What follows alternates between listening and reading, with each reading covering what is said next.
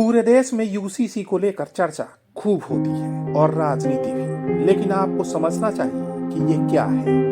आज हम आपको इसके बारे में पूरी डिटेल में बताएंगे कि आखिर ये क्या है, समान नागरिक संहिता क्या है और यह क्यों जरूरी है, समान नागरिक संहिता लागू करने के क्या फायदे और नुकसान हैं, भारत में इसे लागू करने में क्या चुनौतियां हैं। समान नागरिक संहिता यानी यूसीसी भारत के सभी नागरिकों के लिए एक समान कानूनी ढांचा प्रदान करने के उद्देश्य से प्रस्तावित कानूनों का एक सेट है, चाहे उनका धर्म कुछ भी हो।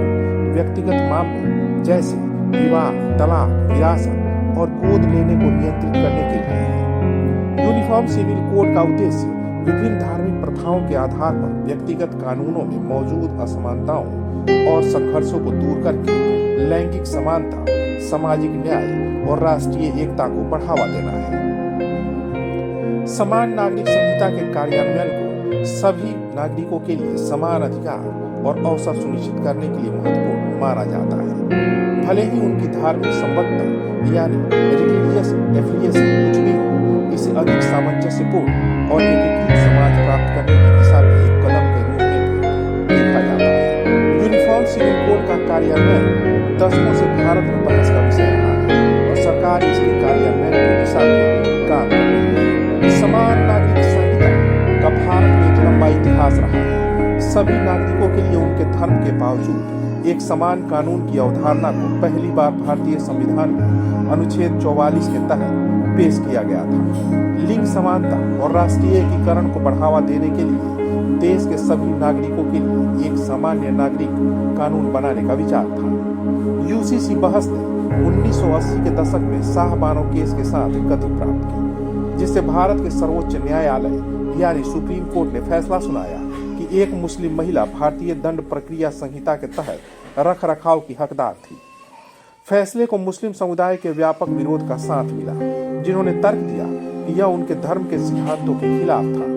इससे सरकार को 1986 में मुस्लिम महिला तलाक पर अधिकारों का संरक्षण अधिनियम पारित करने के लिए प्रेरित किया, जिसने अदालत के फैसले को रद्द कर दिया और मुस्लिम महिलाओं को भारतीय संविधान यानी इंडियन कॉन्स्टिट्यूशन के प्रावधानों से छूट दी। 1990 के दशक में यूनिफॉर्म सिविल कोड के आसपास बहस तेज हो गई। सुप्रीम कोर्ट ने सरकार से इसके कार्यान्वयन यानी इम्प्लीमेंटेशन की दिशा में कदम उठाने का आग्रह किया। हालांकि यह मुद्दा विवादास्पद बना हुआ है और लगातार सरकारें विभिन्न धार्मिक समुदायों के विरोध के कारण इसे लागू करने में असमर्थ रही। हाल के वर्षों में समान सिविल संहिता के आसपास की बहस ने फिर से गति पकड़ी है। मोदी सरकार इसको लागू करने पर जोर दे रही है। हालांकि यह मुद्दा अत्यधिक संवेदनशील बना हुआ है और इसके लागू करने की दिशा में किसी भी कदम को विभिन्न धार्मिक समूहों के कड़े विरोध का सामना करना पड़ सकता है। समानता यानी इक्वलिटी यूनिफॉर्म सिविल कोड के मुख्य फायदों में से यह एक है कि यह सभी नागरिकों को उनके धर्म, जाति या लिंग के बावजूद समान अधिकार और अवसर प्रदान करता है। यह सामाजिक समानता यानी सोशल इक्वलिटी को बढ़ावा देता है। धर्म या समुदाय के आधार पर भेदभाव को खत्म करने में मदद करता है। लैंगिक न्याय यानी जेंडर जस्टिस एक समान नागरिक संहिता यह सुनिश्चित करती है कि विवाह, तलाक, विरासत और संपत्ति के अधिकारों के मामलों में महिलाओं के साथ समान व्यवहार किया जाए। यह महिलाओं के खिलाफ भेदभावपूर्ण प्रथाओं को समाप्त करने में मदद कर सकता है, जैसे 3 तलाक और बहुविवाह, जो कुछ समुदायों में प्रचलित है। राष्ट्रीय एकीकरण यानी नेशनल इंटीग्रेशन यह सभी नागरिकों के लिए उनकी धार्मिक या सांस्कृतिक पृष्ठभूमि के बावजूद कानूनों का एक सामान्य सेट बनाकर राष्ट्रीय एकीकरण यानी नेशनल इंटीग्रेशन को बढ़ावा देता है।